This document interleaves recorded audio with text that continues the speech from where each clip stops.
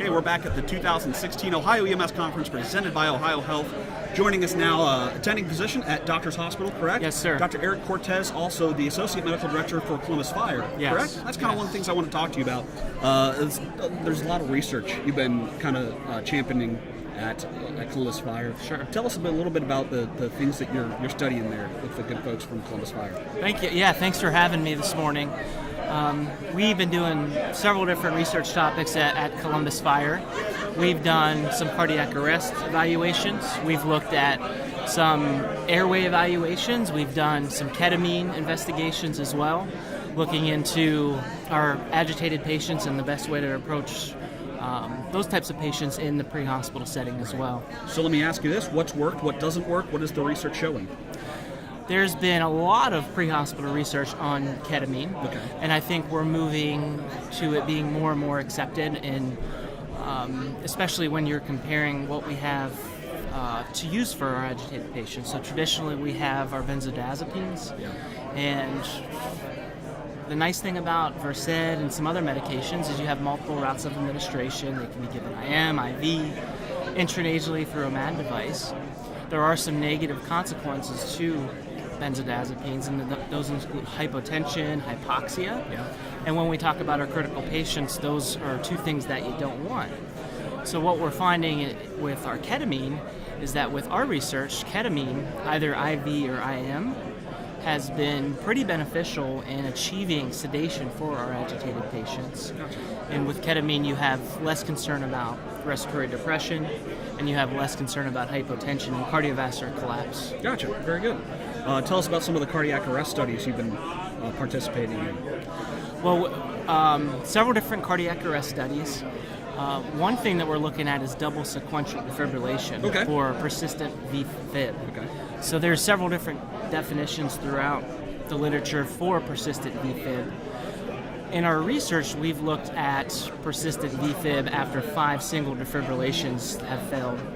So we are using 2 sequential defibrillations with our monitors, and we are evaluating those patients with persistent VFib. Gotcha. Right now we're working on getting some of that data published, but overall we're having fairly decent success for our persistent VFib patients being treated with double sequential defibrillation. Gotcha. Sounds good. And this is something that's a topic that's been looked at elsewhere. What's the research kind of trending towards? Well, when you look at some of the old stuff on double sequential defibrillation, it's been used in the cardio lab with cardiologists for atrial fibrillation, and in some instances in a more controlled setting. There have been some evaluations recently that have looked at double sequential defibrillation in the pre-hospital setting. One of those was in North Carolina, and there were fairly favorable results for converting VFib to another rhythm, whether that be a PEA.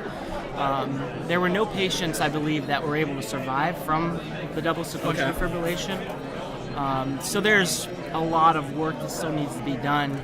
Some of the controversies still need to be worked out. So, for example, we're not really sure why double sequential defibrillation works.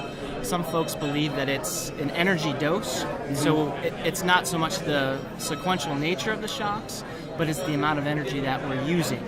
So we're doubling the dose. Other people believe it's a vector issue. So we have 2 sets of pads on the patients. We have 1 set of pads going in one vector. We have another set of pads going in another direction, and it's the combination or the preferential choice of one of those vectors that actually defibrillates the heart more effectively. So there's a lot of controversy still being worked out. Gotcha. Let's talk real quick about airway. What's some of the airway research you've spearheaded? What's that showing? Sure, we've pioneered some video laryngoscopy in the pre-hospital setting as well.